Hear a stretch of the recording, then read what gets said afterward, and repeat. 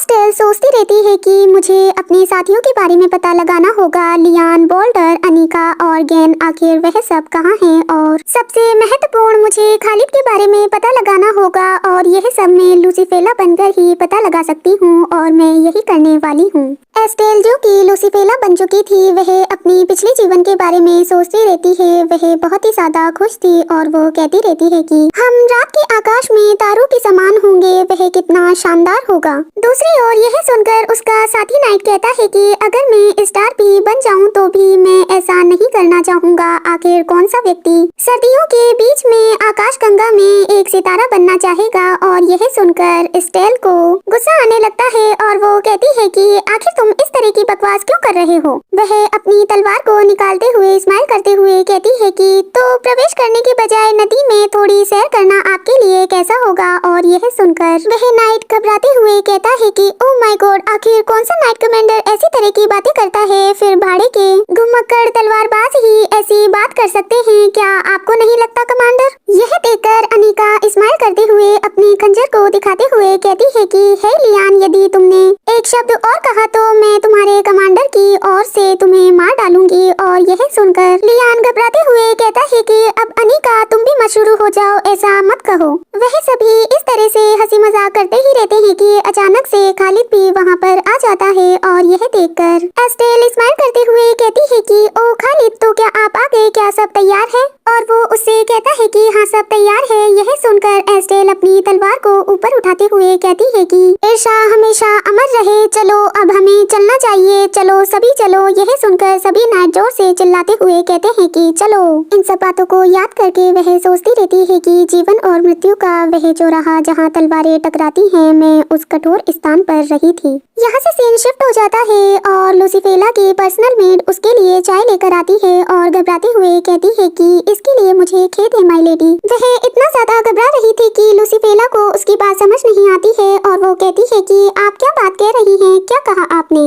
और मेड घबराते हुए कहती है कि खैर खैर, मैंने आपको अभी अभी चाय डाली थी जिससे कि एक बूंद नीचे गिर गई है। और लूसीफेला अपने चाय के कप को उठाते हुए कहती है कि तो क्या आप इसकी बात कर रही हैं? और यह सुनकर मेड कांपते हुए जमीन पर गिर जाती है और घबराते हुए कहती है कि मुझे माफ कर दीजिए माय लेडी, ऐसा दोबारा नहीं होगा, प्लीज प्लीज मुझे माफ कर दीजिए। उसे इस तरह का व्यवहार करते देखकर एस्टेल कुछ समझ नहीं पाती है और सोचती रहती है कि आखिर वह किस बारे में बात कर रही है। जब मेरे शरीर इतना कमजोर है तो वह आखिर मुझसे इतना क्यों डर रही है? वह घबराते हुए कहती है कि मैं आपको कोई चोट पहुंचा नहीं रही हूँ। और मेड कांपते हुए रोते हुए कहती है कि ओ नहीं, यह पिटाई नहीं है माय लेडी, यह तो बस वो सजा है जिसकी मैं हकदार हूँ। वह रोने लग जाती है और मेड को इस तरह का बर्ताव करते हुए देखकर एस्टेल शॉक रहती है और सोचती रहती है कि आखिर यहाँ पर क्या हो रहा है? आखिर इस शरीर के मालिक लूसीफेला ने आखिर उसके साथ क्या किया है कि वह इतना घबराती है उससे।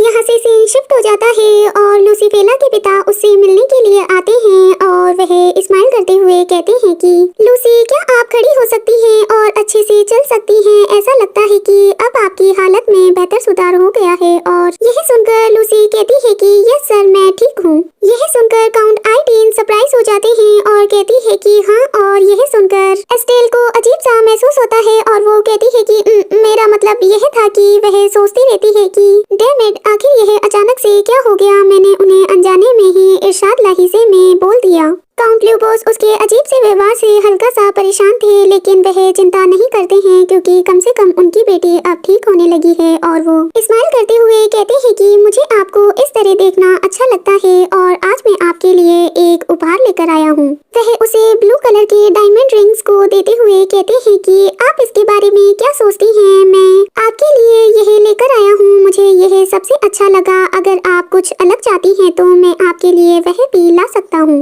उन्हें देखकर एस्टेल सोचती रहती है कि काउंट आइटीन ने कहा है कि इस क्षेत्र में एक छोटी रत्न की खदान स्थित थी, लेकिन मैं वास्तव में इस प्रकार के डायमंड के मूल्यों के बारे में ज्यादा नहीं जानती हूँ। और वो उन्हें इसके लिए धन्यवाद कहती है। काउंट ल्यूबोस कहते हैं कि मुझे यकीन है कि बोझ कभी भी हो सकता है, लेकिन मेरी लूसी हमेशा ही अलग दिखनी चाहिए और बेशक आप बिना किसी सजावट के भी सबसे सुंदर लगती हैं। यही सुनकर एस्टेल सरप्राइज हो जाती है और सोचती है कि एक एक बोझ। काउंट ल्यूबोस कहते हैं कि इसके अलावा और हाँ, आपके पास एक अच्छी खबर भी है कि आपके पास अब एक फियोंसे है। और क्या आप जानती हैं कि यह मैरिज प्रपोजल आपके लिए ड्यूक हैंट से आया है। ड्यूक हैंट का नाम सुनकर एस्टेल शॉक हो जाती है और सोचती है कि क्या कहा उन्होंने हैंट? नहीं, ऐसा नहीं हो सकता। क्या सच में जैसंगर में हैंट है? ज़ेंडकीहा हैंट। काउंट ल्यूबोस कहते हैं कि और हाँ, तो क्या आप जानती हैं कि हाल ही में उनके पिता के निधन के बाद में उन्हें ड्यूक की उपाधि विरासत में मिली है। इसके अलावा हमें बताया गया है कि वह शीघ्र ही हमसे मिलने आएंगे।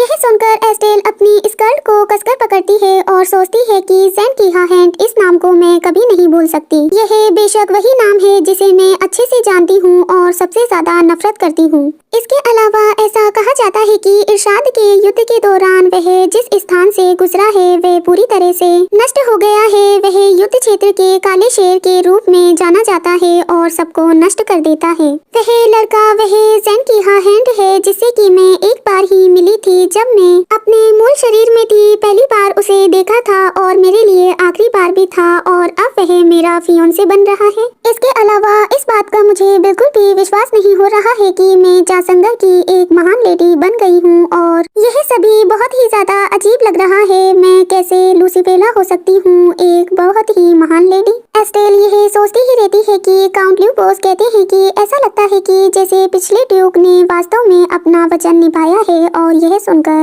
एस्टेल यानी लूसीफेला आश्चर्य से कहती है कि क्या? और काउंट ल्यूबोस स्माइल करते हुए कहते हैं कि ओ कुछ भी नहीं, इसीलिए अब क्राउन प्रिंस के बारे में भूलने की कोशिश कीजिए। क्राउन प्रिंस का नाम सुनते ही एस्टेल सरप्राइज हो जाती है और आश्चर्य से कहती है कि क्राउन प्रिंस और उसके पिता दूसरी ओर मुड़ते हुए कहते हैं कि मुझे लगता है कि अब मेरे जाने का समय हो गया है, इसीलिए मैं अब चलता हूँ। वह वहाँ से चले जाते हैं और एस्टेल सोचती रहती है कि यह प्रतिक्रिया वह स्पष्ट है कि अचानक इस विषय से बचने का प्रयास कर रहे हैं। क्या यह हो सकता है कि इस शरीर के मालिक का क्राउन प्रिंस के साथ कोई संबंध था? ओह सच में यही लेडी निश्चित रूप से ही दिलचस्प होगी। आखिर मुझे कुछ भी समझ में नहीं आ रहा है। यहाँ से सीन शिफ्ट हो जाता है।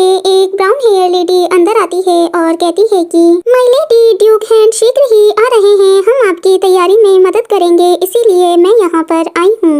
मेड उसे तैयार करती रहती है और लूसीफेला कहती है कि क्या आपको लगता है कि अब हम मेरे बालों को ब्रश करना बंद कर सकते हैं? यह सुनकर मेड सरप्राइज हो जाती है क्योंकि वह बहुत देर से उसके बालों को संवार रही थी और वो क्षमा मांगते हुए कहती है कि लेकिन मैं सामान्य राशि का आधा काम ही कर पाई हूँ, इसीलिए मुझे इसे पूरा खत्म करना होगा। एस्टेल गहरी सांस लेते हुए सोचती रहती है कि मैं विश्वास नहीं कर सकती कि मुझे इस तरह से तैयार होना पड़ेगा, हालांकि मैं बिस्तर पर ही बीमार हूँ। और यदि मैं इस तरह से बीमार हूँ तो आखिर किसी भोज या पार्टी में कैसे शामिल हो सकती हूँ? एस्टेल के इस शरीर में बिल्कुल भी हालत नहीं थी चलने फिरने की और वो सोचती रहती है कि देखो तो इस शरीर को, इसमें बिल्कुल भी ऊर्जा नहीं है। यदि मैं अपने पुराने शरीर में होती तो मुझे कोई परेशानी नहीं होती, यहाँ तक कि तीव्र तलवार प्रशिक्षण के साथ भी। और मुझे यही सब करना है तो इन सब के बजाय मैं प्रशिक्षण लेना पसंद करूंगी। लेकिन सच्चाई तो यह है कि एक नोबल लेडी होना एक नाजुक गुड़िया होना जैसा है जो कि किसी भी क्षण टूट सकती है। और यदि इस शरीर की बात की जाए तो यह ठीक से काम करने में असमर्थ है और कुछ भी नहीं कर सकता है, बहुत ही ज्यादा धीमा है।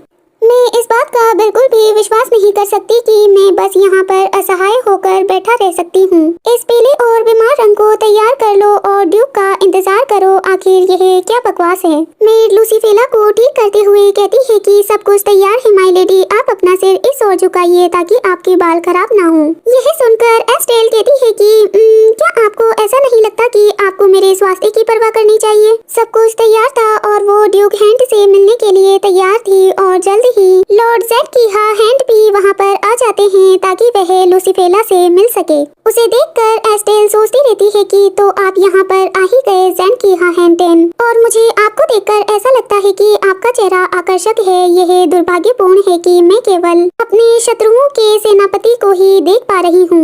लॉर्ड ज़ेंडकीहा लूसीफेला की ओर आते हुए कहते हैं कि इसके लिए क्षमा चाहता हूँ, मुझे आपसे मिलने पहले ही आना चाहिए था माय लेडी। यह सुनकर एस्टेल सोचती रहती है कि मैं तो तुम्हें जहाँ खड़ी खड़े हो वहीं पर मार डालना चाहती हूँ और तुमसे एक भी शब्द नहीं सुनना चाहती।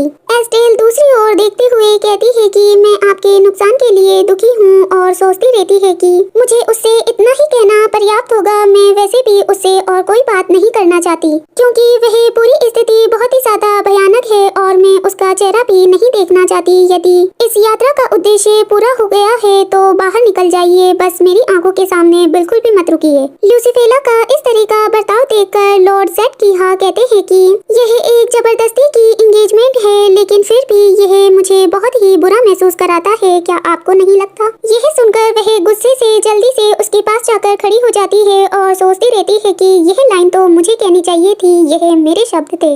लूसीफेला उसके करीब आ जाती है और यह देखकर ज़ेडकिहा गुस्सा होते हुए कहता है कि तो आपने तो मेकअप भी कर रखा है, क्या सच में आपको ऐसा लगता है कि आप बीमार हैं? आप तो सिर्फ बीमार होने का नाटक कर रही हैं। यह सुनकर एस्टेल को और भी ज्यादा गुस्सा आने लगता है क्योंकि वह पहले से ही उससे कोई बात नहीं करना चाहती थी, ऊपर से वह उसे ही सुना रहा है और वो गुस्से से कहती है कि मुझे लगता है कि अब हमारी औपचारिकताएं पूरी हो चुकी हैं। लूसीफेला को इस तरह से गुस्से में देखकर ज़ेडकिहा स्माइल करते हुए कहते हैं कि अगर यह मेरे ऊपर होता तो मैं इस विवाह के लिए कभी सहमत नहीं होता। मैं क्राउन प्रिंस के साथ तुम्हारे पिछले प्रेम प्रसंग को क्षमा कर सकता हूँ, लेकिन यदि तुम अतीत को नहीं भूल सकती और हटी बनी रही तो आगे बढ़ना तुम्हारे लिए ही अप्रिय होगा। यह सुनकर एस्टेल शॉक हो जाती है और ज़ेडकिहा कहते हैं कि सच तो यह है कि मैं भी आपको बिल्कुल भी पसंद नहीं करता। और एस्टेल अपने दांतों को कसते हुए कहती है कि क्या कहा आपने? वह सोचती रहती है कि मुझे इस बात की खुशी है कि उसने मेरे घटिया शरीर के बारे में कुछ भी नोटिस नहीं किया, लेकिन वह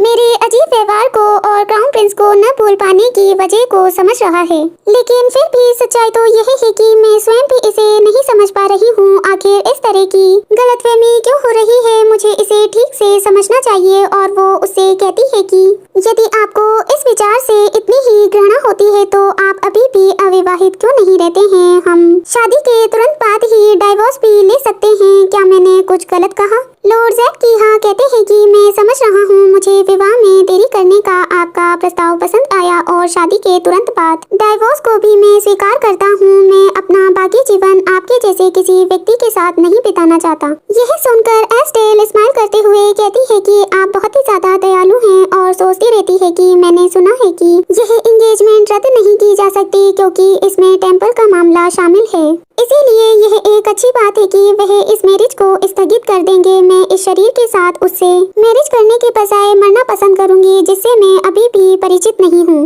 ड्यूक ज़ेडकिहा ने बिल्कुल भी नहीं सोचा था कि लूसीफेला इस तरह की शर्त रखना चाहेगी और वो उसके बालों को सहलाते हुए कहते हैं कि इसके अलावा एक और बात। यह देखकर एस्टेल सरप्राइज हो जाती है और ज़ेडकिहा कहता है कि यदि आप कभी भी पैलेस की झील में कूदने जैसा मूर्खतापूर्ण कार्य करती है तो बेहतर होगा कि आप परिणामों के लिए तैयार रहें।